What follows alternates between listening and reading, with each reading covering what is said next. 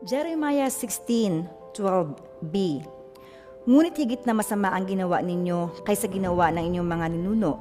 Kayong lahat ay matitigas ang ulo, masasama at hindi sumusunod sa akin.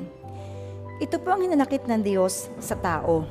Matigas ang ulo, masama at hindi sumusunod sa Kanya. Bakit sinabi ng Diyos na matigas ang ulo ng tao? Dahil ginagawa niya anuman ang kanyang magustuhan. Walang makakapigil. Kahit mali, gagawin niya kapag gusto niya. Hindi nag-iisip ng magiging result. Ang goal lang niya, magawa ang gusto niya dahil gusto niyang gawin.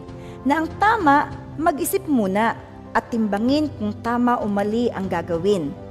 Tingnan din dapat ang magiging resulta bago ito gawin. Bakit sinabi ng Panginoon na ang tao ay masama? Dahil kilala po ng Diyos ang tao, dahil siya ang gumawa sa tao. Alam niya na likas sa tao ang pagiging masama.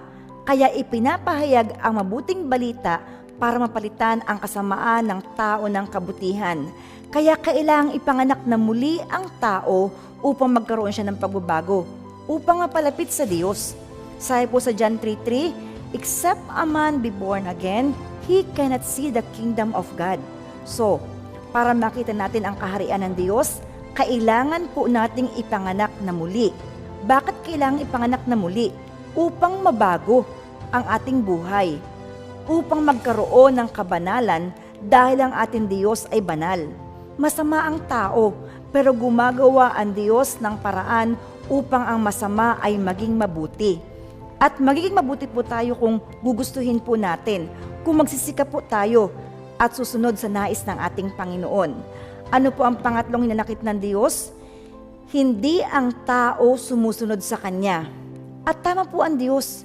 Hindi po tayo sumusunod sa Panginoon. Sabi ng Diyos, basahin niyo ang aklat ng kautusan. Binabasa po ba ng tao? Hindi po. Kung may nagbabasa man, paminsan-minsan.